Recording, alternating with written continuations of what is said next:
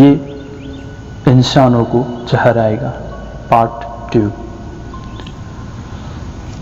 ऐसा कुछ नहीं था जिससे जाहिर हो कि बालक जग्गी किसी दूसरे अति सक्रिय स्कूली बच्चे से अलग हो। वो शायद दूसरों से ज्यादा जिद्दी था, मगर मूल रूप से वो एक उद्यमी और शैतान बच्चा था। लेकिन कुछ दूसरे लक्षण भी थे जो उसके पास के लोगों से छिपे नहीं रह सके। जब वो कुछ ही दिनों या महीनों का था, तब घर में घटी कुछ घटनाओं या बातचीत को याद रखने की उसकी काबिलियत से उसकी माँ हैरान रह जाती थी। वो ऐसी छोटी छोटी बातें को भी याद रखता था, जैसे उसकी माँ की साड़ी का रंग या किसी खास मौके पर किसी ने क्या कहा था वगैरह, कि सब हैरानी में पड़ जाते। इसी तरह उसमें किसी आदमी को एक ही नज़र में पहचान लेने की काबिलियत भी थी। ये गुण उनमें आज भी मौजूद है। किसी आगंतुक को तत्काल पहचान लेना, उसकी शख्सियत के साथ साथ उसके सामान्य जीवन का अंदाजा भी लगा लेना। इन भीतरी गुणों ने उसे अपनी उम्र से ज्यादा परिपक्व बना दिया। शायद यही वजह थी कि परिवार में कोई भी मुझसे दूसरे बच्चों की तरह गले लगाकर प्यार नहीं कर पाते थे। वो कहते हैं, मैं था ही ऐसा। इस चीज ने मुझे सामान्य बच्चों की तरह नहीं रहने दिया। इस वजह से कोई भी मुझे अपनी गोद में नहीं ले सकता था। कोई भी मुझे पूछकार नहीं सकता था। कोई भी मुझे उठा नहीं सकता था। जब वो बहुत छोटा था, तब भी उसे ये पसंद नहीं था कि कोई उसे उठाकर चले। जब कभी भी परिवार के साथ बाहर जाता तो अपने पैर से चलना पसंद करता, जबकि उसके बड़े भाई को माता पिता में से कोई एक गोद में लेकर चलता था। वो हंसते हैं, मुझे छोटे बच्चे की तरह गोद में उठा लेना या गले लगाना मुश्किल था। मैं अब भी एक मुश्किल इंसान ही हूँ। देखिए जरा। उसमें एक और काबिलियत थी जिसके बारे में कोई नहीं जानता था। 5 साल की उम्र में अचानक उसे लोग बिना कपड़ों के अपने कुदरती रूप में दिखने लगे, जबकि वो कपड़े पहने हुए होते थे। उसकी ये नजर कामुकता से कोसों दूर थी। ये बस अपने आसपास के लोगों को सिर्फ नग्न शरीर के रूप में देखने की उनकी क्षमता थी। कुछ अरसे के बाद लोग उसको हवा में बने धुंधले तरल आकारों की तरह दिखने लगे। इसके बारे में उन्हें बहुत बाद में मालूम हुआ कि इसे योग की परिभाषा में ऊर्जा शरीर, कार्मिक शरीर या प्राणमय कोश कहते हैं। जहाँ तक उसका सवाल था, ऐसी बातें उसे अजीब नहीं लगती थी। वो तो यही मानता था कि हर किसी को दुनिया ऐसी ही नजर आती होगी। बड़े हो जाने पर उनको पता चला कि बदले हुए स्वरूप वाले वो शुरुआती दृश्य किस लिए थे। वो कहते हैं, जब मैं 5-6 साल का था या उससे कुछ बड़ा था, तब ऐसा होता था। ये मेरे लिए आम बात थी। अगर मैं घर की बैठक में बैठा होता और लोगों, माँ, पिता, भाई, बहनों को देखता तो मुझे धुंधले से और तरल नजर आते। वो बिल्कुल प्रेतों की तरह यहाँ वहाँ मंडराते हुए दिखते। मुझे बहुत हैरानी होती कि आखिर ये सब कर क्या रहे हैं। जब मैं चलता या बोलता, जब मैं चलता और बोलता, तभी वो मुझे इंसान जैसे दिखते, पर जब मैं सिर्फ बैठा होता तो वो मुझे धुएं के गुब्बारे जैसे मंडराते नजर आते। एक बार जब आप लोगों को तरल और धुंधले रूप में देख लेते हैं तो बाकी सब कुछ अर्थहीन हो जाता है। अचानक मेरे पिताजी आकर पूछते, तुम्हारी गणित की तैयारी का क्या हुआ? तुम्हारी तिमाही परीक्षा कब है? तो ये सब बड़ा अजीब लगता था। मेरी समझ में नहीं आता था कि वो किस चीज की बात कर रहे हैं। ये सब ऐसा लगता जैसा आप आवाज बंद करके टीवी देख रहे हो। अचानक सारा नाटक बेतुका हो जाता है। उन दिनों उसकी ऐसी खाली खाली सी नजरों को किसी तरह के गहन ज्ञान का संकेत नहीं समझा गया, बल्कि इससे घर के लोग खींचते ही थे। वो बताते हैं बात इस हद तक बढ़ गई कि मेरे पिता मुझे किसी मनोवैज्ञानिक को दिखाने की बात सोचने लगे। बचपन में ही मुझे एहसास हो गया था कि मैं कुछ भी नहीं जानता। इसी वजह से मुझे आसपास की हर चीज को बहुत ध्यान से देखना पड़ता था। मैं किसी पत्ती या पानी के गिलास को बहुत देर तक लगातार देखता रहता। मैं रात भर अंधेरों को घूरता रहता। अगर मुझे एक कंकड़ भी दिख जाता तो वो बहुत देर तक मेरे दिमाग में घूमता रहता। ऐसा नहीं था कि मैं उसी के बारे में सोचता रहता था, बस उसकी तस्वीर बार बार मेरे दिमाग में लौटती रहती। मुझे उसके हर कण हर कोण की जानकारी हो जाती। जब कोई बोलता तो मुझे ऐसा लगता कि वो सिर्फ आवाजें निकाल रहा है और मैं उसका मतलब निकाल रहा हूं। जब मैंने मतलब निकालना छोड़ दिया तो आवाजें अजीब लगने लगी। तब मुझे उनके मुंह से बस पैटर्न यानी आकार निकलते दिखते। अगर मैं घूरता रहता तो लोग विघटित होकर प्रेतों जैसे दिखने लगते। उसके बाद सिर्फ पैटर्न बच जाते। चीजों के पार देख लेने की उसकी काबिलियत से कभी कभी बड़े बेतुके हालात पैदा हो जाते थे। जब वो पहली कक्षा में था तो उसने बड़े भोलेपन से अपनी टीचर से पूछा कि वो लाल रंग की अंडरवेयर क्यों पहनी हुई है। उन्हें याद है कि वो भौचक्की रह गई थी। बाद में अपनी किशोर अवस्था में एक बार जब वो किसी दोस्त के यहाँ गए तो उसके कमरे में दाखिल होते ही अपने विकसित बोध के कारण सहज ही पूछ बैठा, अरे भाई, तुम्हारे कमरे में ये लड़की कौन है? जब कि वहां किसी दूसरे इंसान के होने की कोई नामो निशान भी नहीं थे। न ही कमरे में इत्र की कोई महक थी जिससे ऐसा अनुमान लगाया जा सकता। उसके दोस्त ने झुंझलाकर बताया कि उसकी बहन आई हुई है और वो इस समय बाथरूम में है। सदगुरु हंसते हैं। मैंने उसकी बहन का वहां होना भाप लिया तो वो उत्तेजित हो उठा। वो बताते हैं कि उनकी भाप लेने की इस काबिलियत ने कई बार जंगल में उनको खतरों से सावधान करा दिया और इससे उनकी जान बच गई। इसने कई तरह से मेरी जीवन अनुभव को समृद्ध बनाया है। मैं दुनिया को ज्यादा गहराई से अनुभव कर पाता हूँ क्योंकि मैं इसकी गंध को भी समझ लेता हूँ। इसकी कल्पना करने की काबिलियत शुरुआत से ही अच्छी खासी थी। 10 साल की उम्र में उसका रिश्ते का एक भाई मिलने आया तो उसने उसे अपने घर की छत पर अपनी अजीबोगरीब दुनिया दिखाई।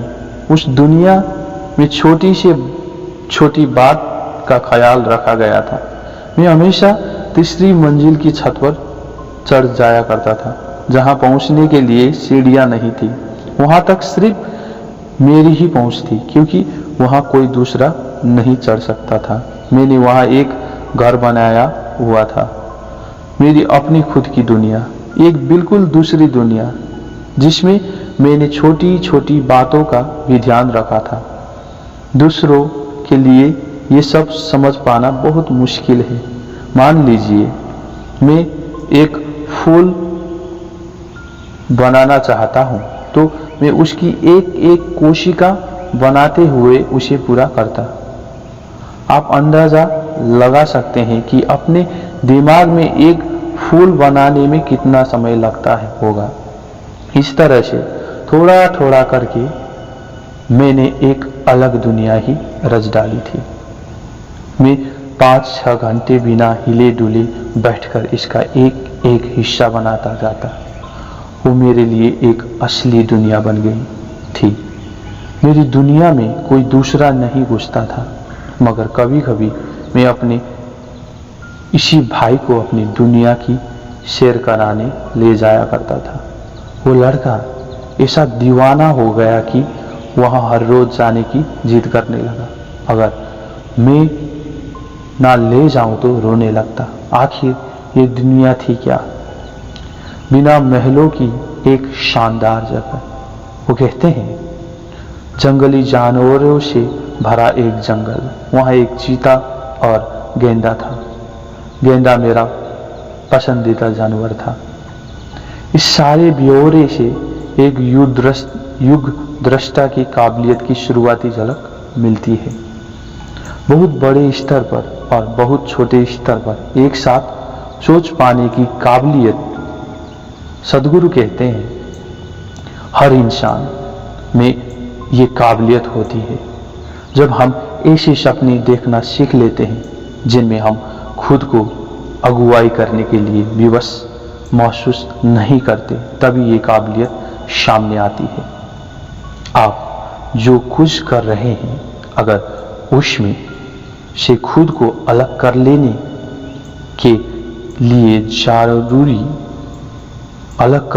के लिए जरूरी स्थिरता आप में है। जो कुछ आप करते हैं, अगर उसमें से खुद का अहम, खुद की शख्सियत, खुद की पहचान पूरी तरह से निकाल सकते हैं, अपने आप को पूरी तरह से मिटा देने की क्षमता आप में है, तो आप अपने क्रियाकलाप को बिल्कुल अलग और ऊंचे आयाम तक पहुंचा सकते हैं। लेकिन आमतौर पर लोगों को पता नहीं होता कि जिस चीज से उनका सरोकार नहीं है या जिस चीज से उनकी पहचान नहीं है, उसके लिए मेहनत कैसे करें। बस यही इंसान की सीमा है। इसी कमजोर बनने वाली सीमा ने इंसान को खुद बांध रखा है। वो किसी ऐसे काम को नहीं कर पाते जिसमें उनका अपना कुछ ना हो।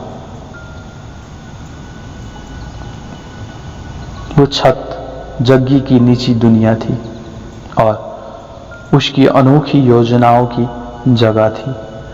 वहां वही पहुंच सकता था जो कसरती और धुन का पक्का हो, खेलकूद में माहिर और मेहनती हो, जो पाइप, पेड़ या खिड़की की ग्रिल के सहारे ऊपर चढ़ सके। इसीलिए परिवार का कोई सदस्य भी वहां नहीं जाता था।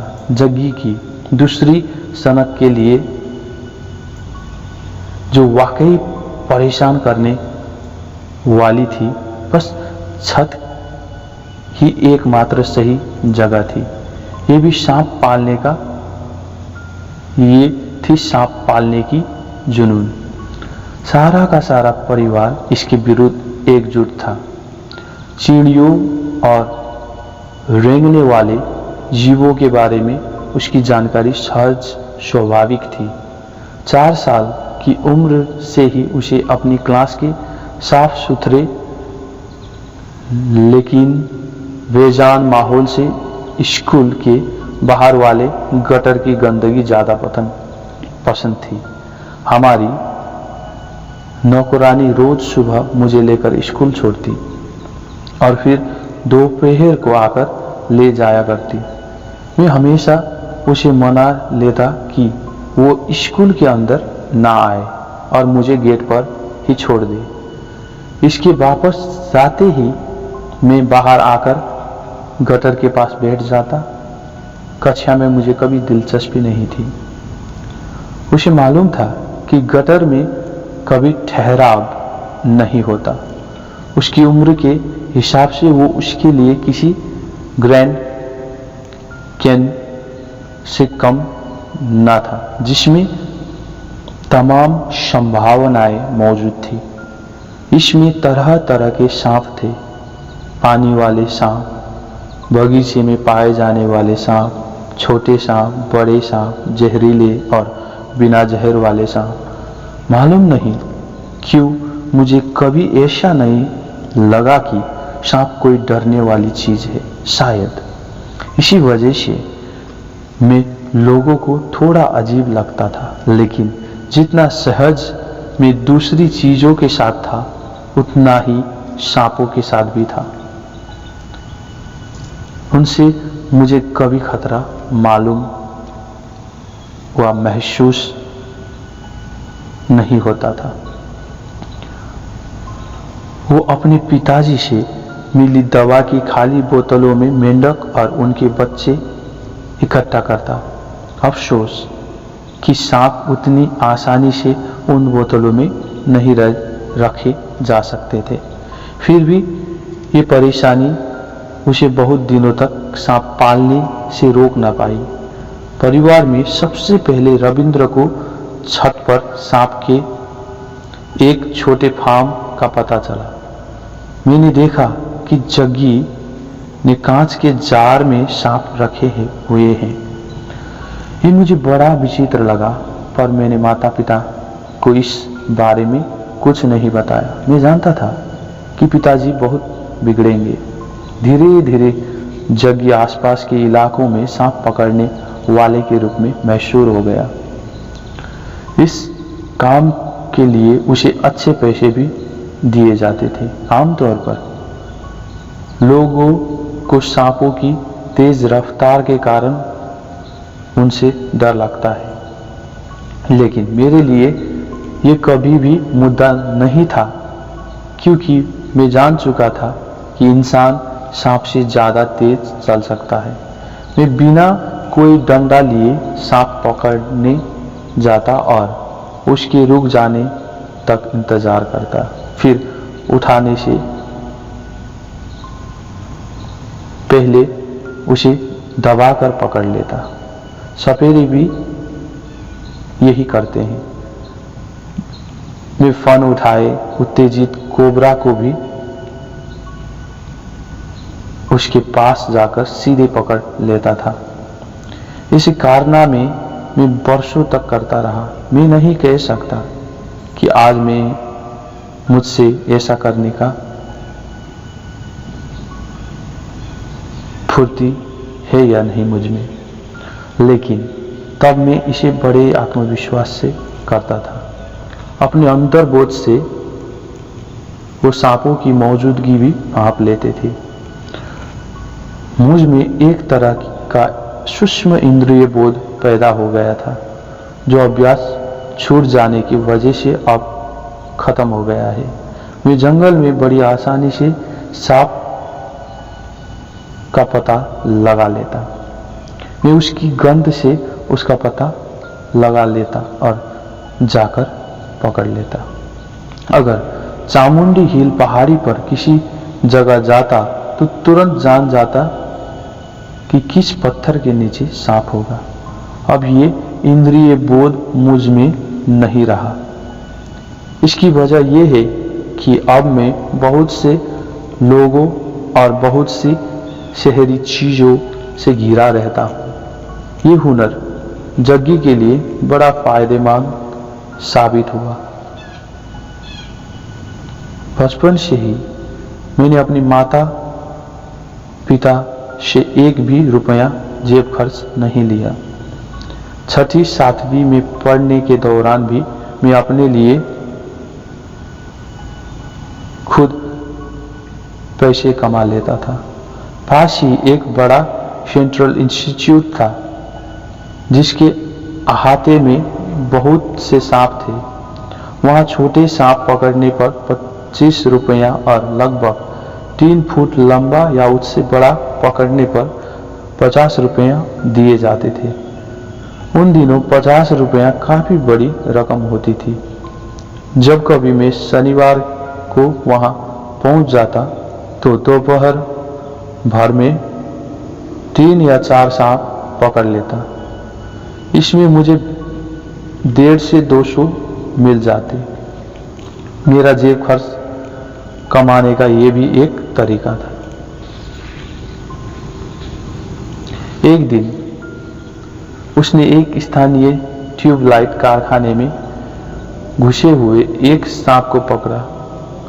उसे कारखाने के कर्मचारियों ने बड़ी राहत की सांस ली, लेकिन वो इस बेशकीमती शिकार को खोना नहीं चाहता था। लिहाजा घर लाकर उसने चुपके से ये सांप अपने बिस्तर के नीचे छिपा दिया। जल्द ही वो उसका एक करीबी साथी बन गया। कुछ दिनों बाद पिता ने उसके बिस्तर के नीचे रहने वाले अजीब साथी को खोज निकाला। असल में एक तेज फुनकार सुनाई पड़ने पर उन्होंने इसकी वजह खोजने की कोशिश की थी। जब मेरे पिताजी ने ये अजीब सी आवाज सुनी तो घुटनों के बल झुककर देखा कि ये है क्या।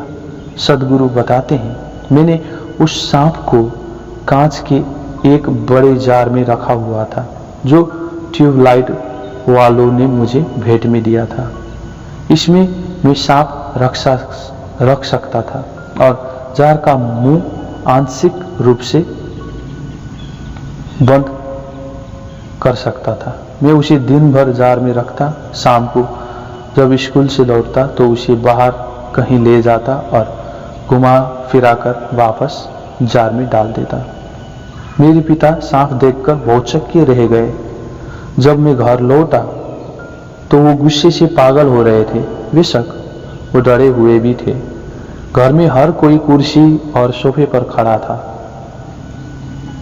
जग्गी की समझ में नहीं आया कि आखिर इतना हंगामा क्यों हो रहा है। ये सच था कि उसका सांप 12 फुट लंबा कोबरा था।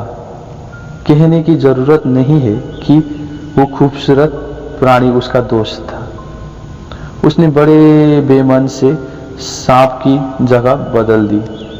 उसे बाहर फेंक दिए जाने के परिवार के सख्त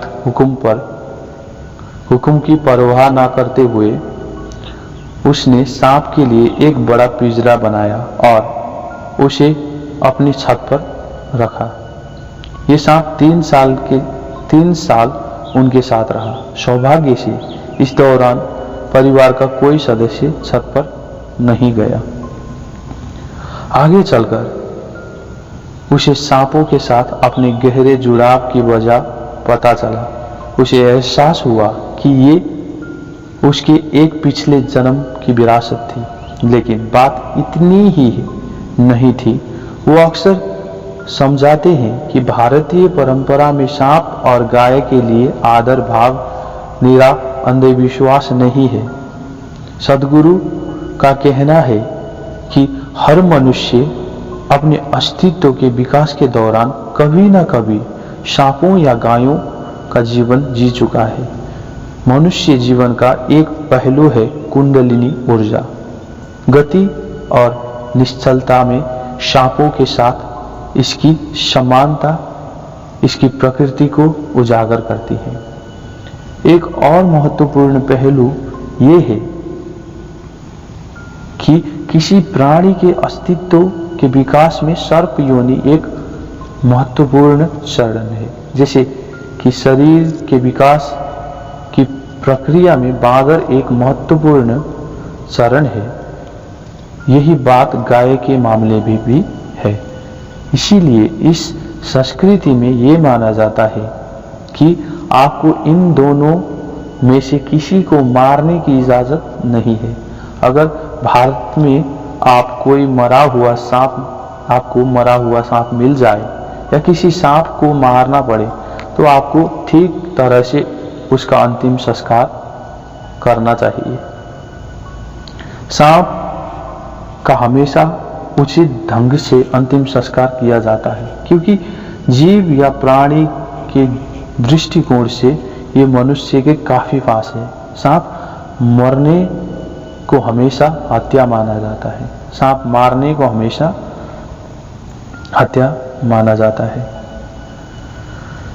जग्गी की सांपों से मुठभेड़ हमेशा इतनी दोस्ताना नहीं रही। एक बार पहाड़ी पर हुए जब उसने चट्टान की दरार से एक कोबरा को खींचा तो एक की जगह दो लिपटे हुए सांपों को देखकर वो चौंक गया।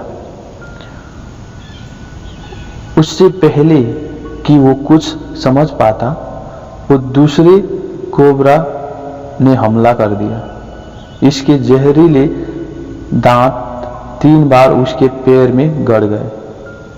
आखिरी बार तो खतरनाक ढंग से, क्योंकि इस बार पैर की उंगलियों के बीच के मांस में दांत चुभे थे। वो कहते हैं जब आपके शरीर में जहर प्रवेश करता है तो अलग तरह का दर्द होता है। ये दर्द इंजेक्शन जैसा होता है। मैं जान गया था कि ये मेरे शरीर में पहुंच चुका है, लेकिन कितना ये मुझे मालूम नहीं था। कोबरा के काटने के बारे में मुझे ये जानकारी थी कि इससे खून जमने लगता है, हृदय को खून पंप करने में परेशानी होती है। जहां तक मुझे पता था, काली चाय पीने से इस प्रक्रिया की गति धीमी हो जाती है और वो और देर नहीं कर सकता था। उसने पहले सांप को छोड़ दिया, दूसरे से छुटकारा पाकर अपनी साइकिल पर सवार होकर तेजी से उसने घर की तरफ भागना शुरू किया। रास्ते में जो पहला घर दिखाई दिया वो वहां रुक गया। उसने घर की महिला को अपनी दुर्दशा की कहानी सुनाई और उससे 5-6 कप बिना दूध की चाय देने का आग्रह किया। ये घटना सुनकर वह हैरान रह गई और साथ ही इस विचित्र अनुरोध से चौंक गई, लेकिन उसने जग्गी की बात मान ली। केतली भर चाय पीकर जग्गी जैसे तैसे घर पहुंचा। उसने परिवार में किसी को इस बारे में नहीं बताया। पहले मैंने सोचा कि मैं अपने पिता को इसकी जानकारी दे दूं। बतौर डॉक्टर वो मुझे अस्पताल ले जा सकते थे या कुछ और कर सकते थे। तभी मैंने सोचा छोड़ो, जाने दो। मेरे पलकें कुछ भारी थी और झुक रही थी, लेकिन वैसे मैं ठीक ठाक था। मैंने सोचा जरा देख लूं क्या होता है। जग्गी ने कुछ योगासन की, जल्दी से खाना खाया और सो गया। 12 घंटे बाद जागा। काली चाय उसके लिए कारगर साबित हुई। परिवार में एक ऐसा इंसान था जिससे शायद जग्गी को ऐसे खतरनाक और मनमौजी तरीके विरासत में मिले थे।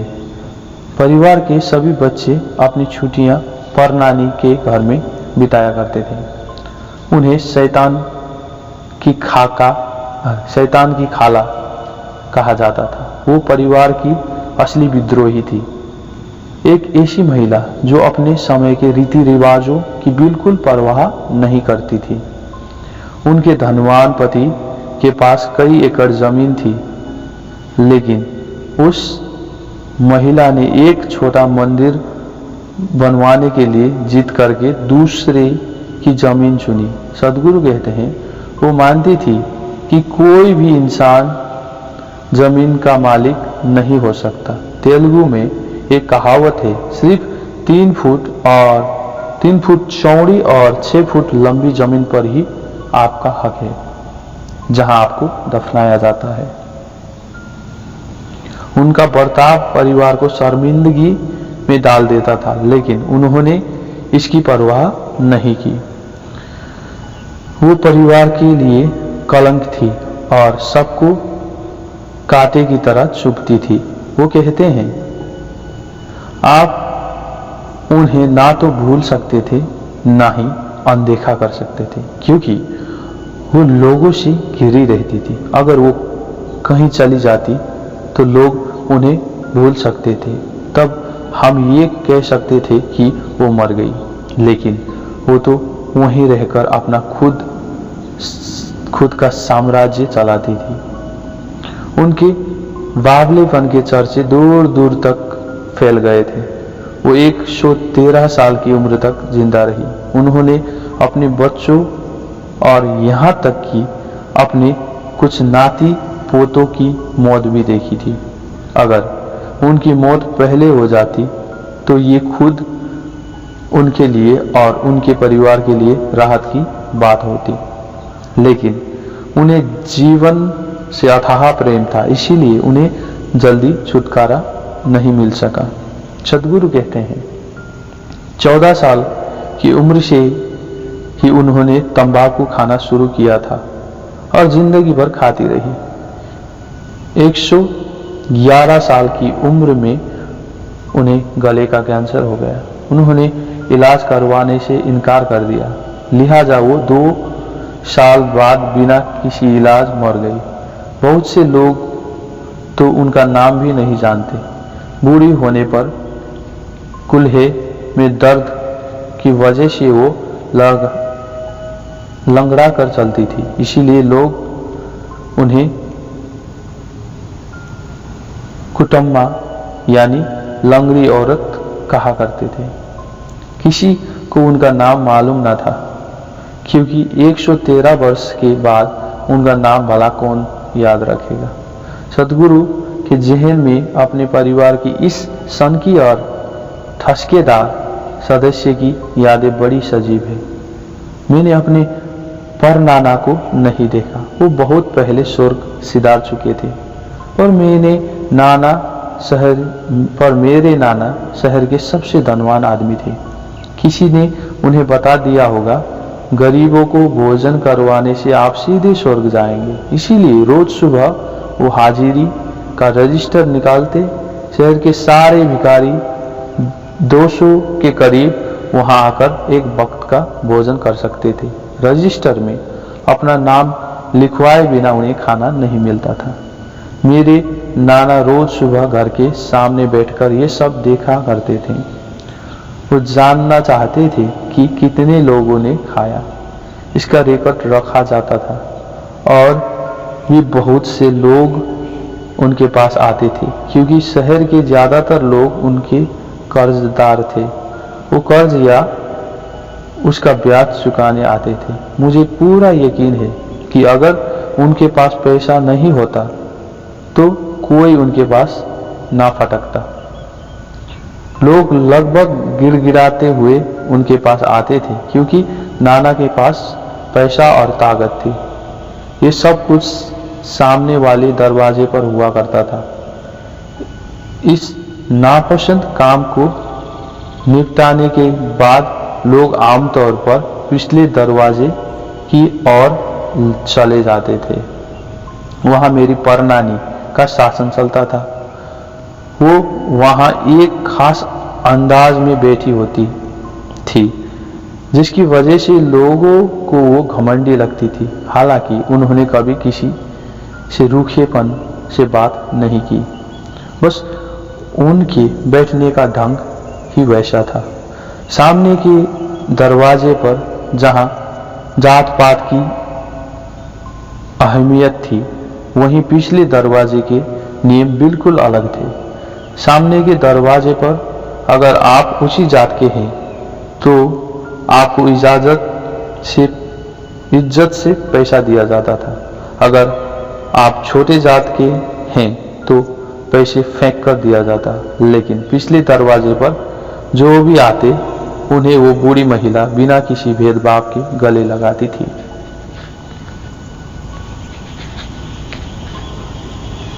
सदगुरु को याद है कि परनानी की तेज हंसी कैसे समूची गली में गूंजती थी।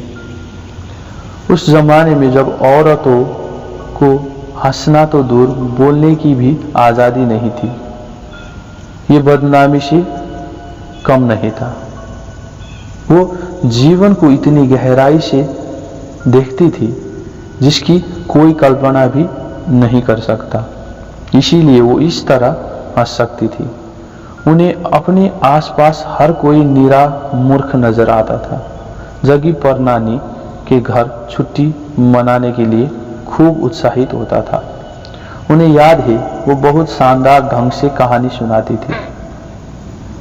जब हम गर्मी की छुट्टियों में 30-40 दिन के लिए वहां जाते तो हमारे वहां रहने तक उनकी एक ही कहानी चलती थी। हर दिन शाम को हम कहानी सुनने के लिए इकट्ठे होते। वो कहना शुरू करती, एक दिन एक राजकुमारी आई और धीरे धीरे अपने बालों में कंघी फेरने लगती। एक ही कहानी पूरे महीने या उससे ज्यादा समय तक चलती रहती थी। उनका पूजा करने का तरीका परंपरा से बिल्कुल हटकर था। अपने पूजा घर में वो विधि विधान को छोड़ एक अलग किस्म की बेफिक्री से पूजा में लगी रहती थी, जो रीतियां के हिसाब से अधार्मिक माना जा सकता था। कभी कभी जग्गी उसके पूजा घर में जाकर बैठ जाता था, लेकिन इस दृष्टता के लिए उसे कभी डांट नहीं पड़ी। वो अक्सर उनके रोते, हंसते, नाचते, गाते अपने आराध्य को किसी करीबी दोस्त की तरह बुलाते, बात करते और उनकी तरफ पैरों से फूल उछालते देखता रहता। वो कहते हैं, मैंने उनको पूरी तरह से उल्लासपूर्ण और आनंद विभोर अवस्था में देखा है। वो अक्सर पूजा घर में रहती थी। भारतीय परिवारों में धन दौलत के साथ साथ पूजा घर में देवी देवताओं की संख्या भी बढ़ती जाती है। ये काफी धनवान परिवार था, इसलिए हमारे यहाँ दर्जनों देवी देवताओं थे, चांदी के, सोने के, हर तरह के। परनानी के बाल काफी लंबे थे, कुल्हों के नीचे तक थे और वो उनको खुली छोड़ दिया करती थी। वो नाचती गाती रहती, उनकी आंखों से आंसू बहते रहते, मगर वो पागलों की तरह हंसती रहती। अपने पैरों के अंगूठों से फूल उठाकर देवी देवताओं की तरफ उछालती। मैं नहीं जानता था कि वो ऐसा क्यों किया करती थी, लेकिन हर कोई उनके करीब रहना पसंद करता था, क्योंकि वो उत्साह से भरी हुई थी। सबसे बड़ी बात ये कि वो खूब खुलकर हंसती थी। सदगुरु ने परनानी को याद करते हुए आगे बताया कि वो कैसी असाधारण महिला थी।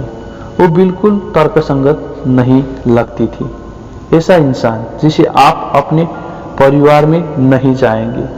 वो सबके लिए एक परेशानी थी, क्योंकि वो अंतर मन में देखने वाली महिला थी, इसीलिए उन्हें ऐसी चीजों का ज्ञान था जिनका कोई दूसरा पता नहीं लगा सकता।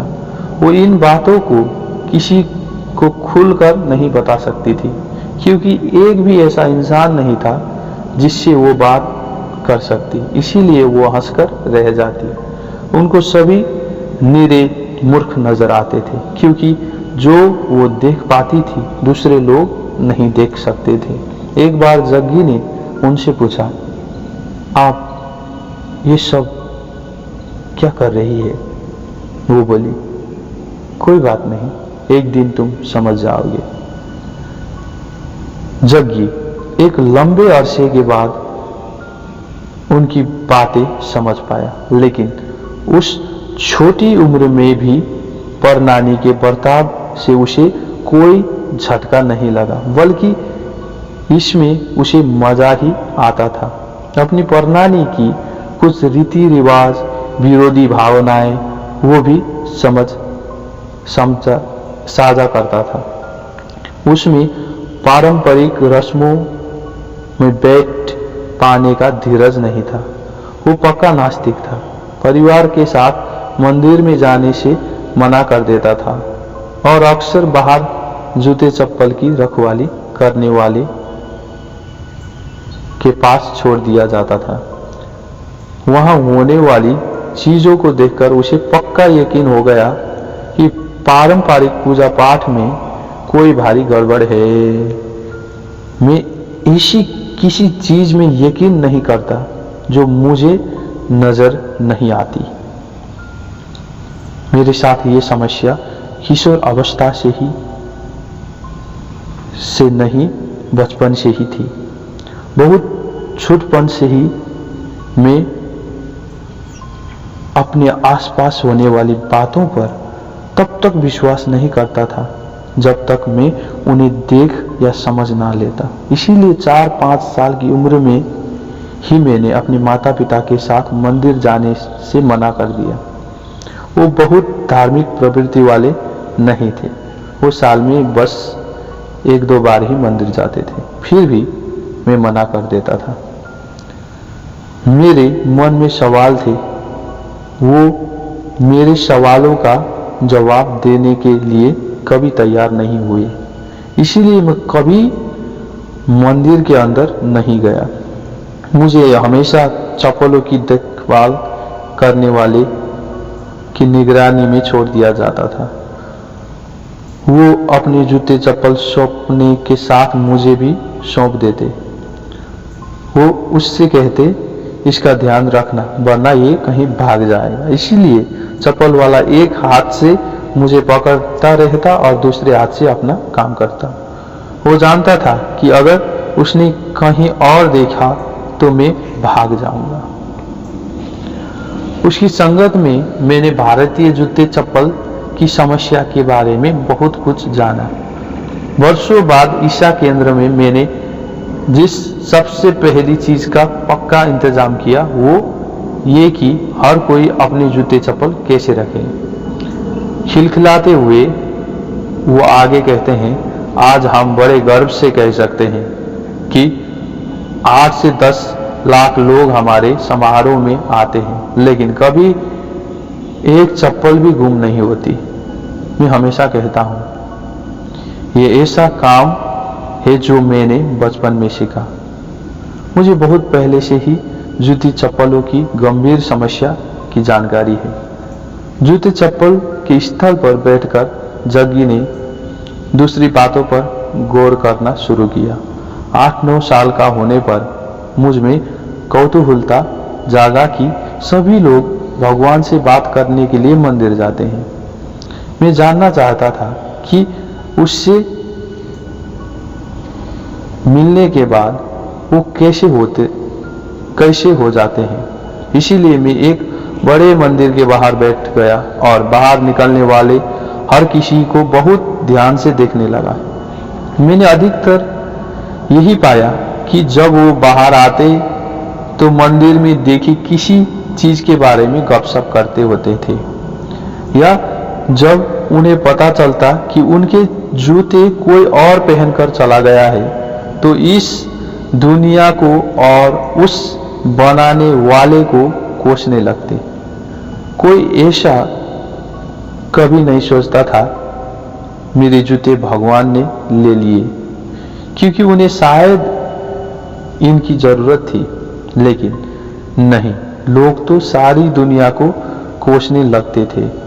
मैंने हमेशा देखा कि रेस्टोरेंट से बाहर आने वाले के चेहरे मंदिर से निकलने वाले से ज्यादा शांत और खुश नजर आते थे। ईश्वर और डोसा की प्रतियोगिता में निश्चित ही डोसा जीतता था।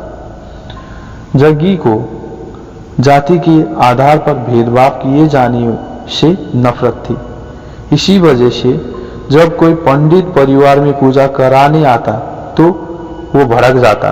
बाद में वो सोचता कि क्या कभी कभार उसकी निंदा लोगों को बेवजह तकलीफ पहुंचाती थी, लेकिन उस वक्त वो खुद को रोक नहीं पाता था। खुले आम या दबे छिपे उच्च नीच का बर्ताव देखकर उसका खून खौल उठता। उसको ये साफ समझ में आता था कि ये कर्मकांड आध्यात्मिक लालसा से ज्यादा इंसान की असुरक्षा की भावना से जुड़े हैं। मैंने देखा कि डर या लालच ही इस सब पूजा पाठ का आधार है। उस समय भी मैं जानता था कि इसे आध्यात्मिक नहीं कह सकते। ये बस इंसान की खुद को सुरक्षित रखने की लालसा थी जिसने उसे स्वर्ग की तरफ मोड़ दिया था, लेकिन ये उपाय कारगर भी नहीं था। हमारा देश इसकी जीती जागती मिसाल है कि ये तरीका कारगर नहीं है। हमारे पास लगभग 30 लाख से भी ज्यादा देवी देवता, हर तरह के कर्मकांड और हर तरह की प्रार्थनाएं हैं जिनकी जानकारी इस धरती पर किसी और को नहीं है। फिर भी यहाँ के आधे लोगों को भरपेट खाना नहीं मिलता। सिर्फ वही लोग कुशल है जिन्होंने समझदारी से अपना जीवन चलाया है। इसीलिए मैंने पाया कि अपना वजूद बनाए रखने के लिए आपको सिर्फ हाथ पैरों और दिमाग की कुछ कोशिकाओं की इस्तेमाल करने की टेक्निक सीखनी जरूरत होती है। जीवित रहने के लिए हमें भगवान की जरूरत नहीं है। अपना धंधा चलाने के लिए या अपने पैसे या अपने बच्चों की देखभाल के लिए आपको अपने जीवन में ईश्वर को लाने की जरूरत नहीं है। एक और शुरुआती लक्षण था अनासक्ति का भाव, जिसका असर उसके करीबी रिश्तों पर भी पड़ा। जबकि तीव्र पारिवारिक भावनाओं या किसी किस्म के गहरे लगाव से अछूता था। उसमें अपने परिवार के लिए प्रेम तो था, लेकिन रिश्तों को लेकर उसमें इतनी स्पष्टता थी कि एक बार उसकी मां तक हैरान रह गई। मेरी मां एक बहुत समर्पित महिला थी। उनके लिए पति और 4 बच्चे ही उनका सारा जीवन था। उन्होंने अपने बारे में कभी नहीं सोचा। उन्होंने अपने जीवन हम पर निछावर कर दिया। इसीलिए उनको कभी मैं तुम्हें प्यार करती हूं या ऐसा कुछ कहने की जरूरत नहीं पड़ी। इसकी उनसे उम्मीद नहीं की जाती थी।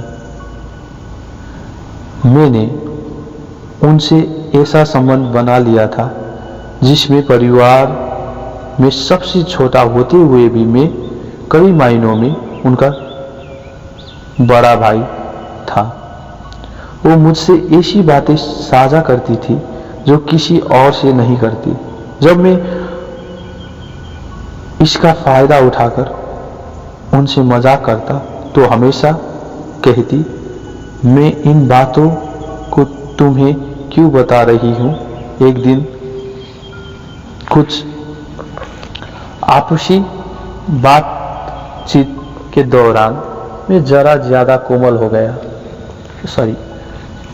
बातचीत के दौरान वो जरा ज्यादा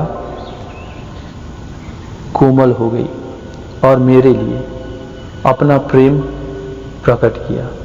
वो साफ साफ ये नहीं कह रही थी मैं तुम्हें प्यार करती हूँ, लेकिन उन्होंने किसी तरीके से अपनी गहरी भावनाएं जाहिर की। मेरे लिए ये बस एक सच्चाई थी।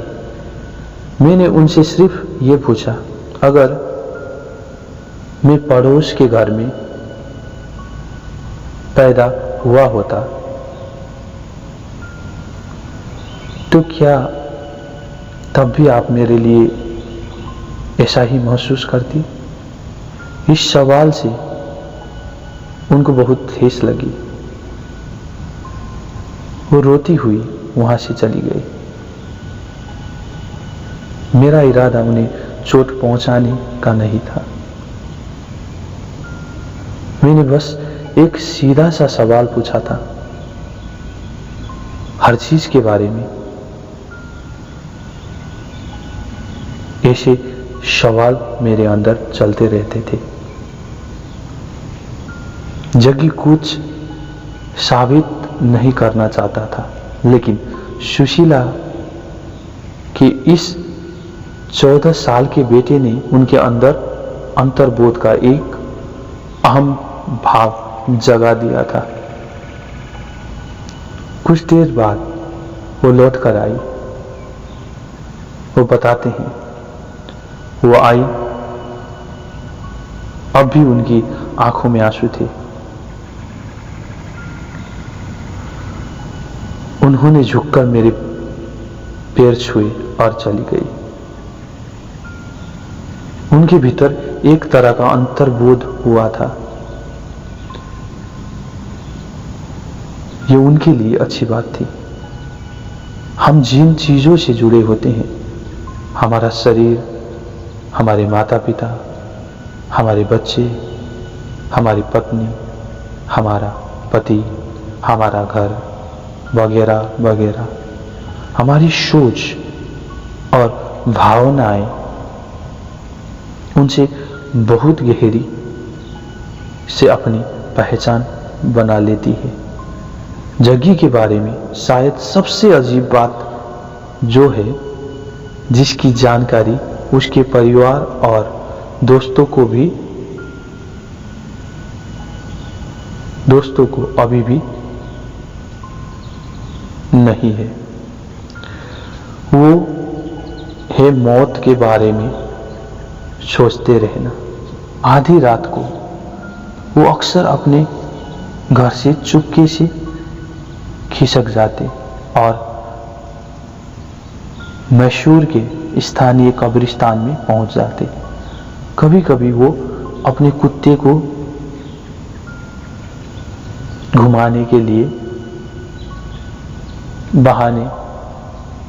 के बहाने चुपके से शमशान पहुंच जाते। आत्माओं को लेकर उसमें स्कूली बच्चों जैसा जोश था, लेकिन उसके मन में मरने की प्रक्रिया को जानने की उत्सुकता उससे भी ज्यादा गहरी थी। वो जली हुई लाशों, खोपड़ियों, शरीर के अलग हो चुके अंगों और अंतिम संस्कार के डरावने मलबे को घंटों देखता रहता। कभी वो अलग हुए अंग को उठाकर सुलगती चिता में वापस फेंक देता। अंतिम संस्कार में शोक प्रकट करने आए लोगों के जाने के बहुत देर बाद तक जग्गी वहीं आसपास बना रहता और बिना भावुक हुए सब कुछ देखता रहता। जब वो 9वीं कक्षा में था, तब स्कूल की छुट्टियों के दौरान सुचरिता नाम की उसकी एक सहपाठी की निमोनिया से मौत हो गई। शुरुआत में तो सहपाठियों को इस बारे में पता भी नहीं चला। सुचरिता 10 हरे की छुट्टी के बाद नहीं लौटी। टीचर द्वारा उसका नाम पुकारे जाने पर जग्गी और उसके दोस्त उसकी आवाज का नकल करके उसकी हाजिरी लगवा दिया करते थे। बस 20 दिनों बाद उनको पता चला कि वो तो मर चुकी है। जग्गी को बड़ी हैरानी हुई। इस बात से उसे दुख महसूस नहीं हुआ, क्योंकि उसकी उस लड़की से घनिष्ठता नहीं थी। हालांकि कभी कभी जग्गी उसके लंच बॉक्स पर हाथ साफ कर दिया करता था। उसके मन में गहरी जिज्ञासा थी कि उसके साथ क्लास में इतने वर्ष बैठने वाली लड़की का क्या हुआ। सुचरिता के भाई से उसे मालूम हुआ कि अपने अंतिम दिनों में बेहोशी के दौरान अक्सर जग्गी नाम लिया करती थी। उससे उसकी उत्सुकता और बढ़ गई। सुचरिता को वाकई ही क्या हुआ था? वो कहाँ गायब हो गई? अब वो कहाँ है? पता लगाने का सिर्फ एक ही तरीका था। एक दिन उसने अपने पिताजी के दवा खाने से गार्डिनल सोडियम की 98 गोलियां चुरा ली। उसने इसके लिए खूब सावधानी से तैयारी की। उसने कोई लिखित नोट नहीं छोड़ा। उसने इसे भावुक दिखावे की कोई जरूरत नहीं समझी, मगर उसके पास जो भी कीमती चीजें थी वो उसने अपने दोस्तों को बांट दी। एक स्कूली लड़के के लिहाज से वो काफी संपन्न था। उसकी जैसी संपत्ति की इच्छा उसके साथी भी रखते थे, मगर जग्गी के लिए ये त्याग का एक महान मौका था। उसने अपनी तांबे की बेशकीमती गुलेल और सांप पकड़ने से हुई कमाई अपने दोस्तों में बांट दी। उसने अपनी पालतू कोबरा और दूसरे सांप चामुंडी पहाड़ियों पर छोड़ दिया और पालतू कछुआ कुक्कुराहलती तालाब में। इस तरह उसने अपनी सारी भौतिक संपत्ति से मुक्ति पा ली। उस रात उसने खाना भी नहीं खाया और बोतल की सारी दवाई गटक कर लेट गया। फिर इंतजार करने लगा कि देखे आगे क्या होता है। 3 दिन बाद उसकी नींद पिता के अस्पताल में खुली। वो सबकी घबराहट आपाधापी में अस्पताल में ले जाया जाने और पेट की धुलाई के दौरान सोया रहा। माता पिता के पूछने पर वो बुदबुदाया कि उसने गलती से नागफनी का फल खा लिया। किसी को कभी सच का पता नहीं चला। जग्गी के लिए खींचने वाली बात ये थी कि उसे मौत के बारे में भी कुछ पता नहीं चल पाया। अगर कोई ध्यान देने वाली बात थी तो ये थी कि अगले 3 महीने तक जब कभी भी वो हंसता तो हंसी बेकाबू हो जाती। उसने सोचा कि हो ना हो ये बोतल भर जहरीली गोलियां खाने का यही नतीजा है। इस हरकत का एक और नुकसान ये हुआ कि वो पहले के मुकाबले काफी गरीब हो गया था। उदारता दिखाते हुए उसने दोस्तों को जो कुछ भी दिया था वो उसे लौटाने में आनाकानी कर रहे थे। उसने तकाजे करके और धमकियां देकर उनमें से कुछ से आधी रकम तो वसूल ली। इस घटना के 3 दशक से भी अधिक वक्त बीत जाने के बाद जब उनके जीवन में कई नाटकीय मोड़ आ चुके हैं, हाल ही में सदगुरु की मुलाकात फिर से स्कूल की उस मित्र से हुई। वो सच्चाई बयान करने के अंदाज में कहते हैं, वो करीब करीब वैसी ही दिखती थी। वही ऊंचाई, वही बनावट। वो आश्रम भी आ चुकी है। वो अभी भी अपने पिछले जन्म के कुछ शब्दों का प्रयोग करती है। नई सुचरिता अब उनसे आधी उम्र की है। उन्होंने उसे पहचाना कैसे? जाहिर है कार्मिक शरीर से। वो कहते हैं कार्मिक शरीर पहचानना उतना ही आसान है जितना एयरपोर्ट की बैगेज क्लेम से अपना सामान पहचानना। हर एक इतना खास और अलग होता है कि हम उसे कोई दूसरे का नहीं समझ सकते।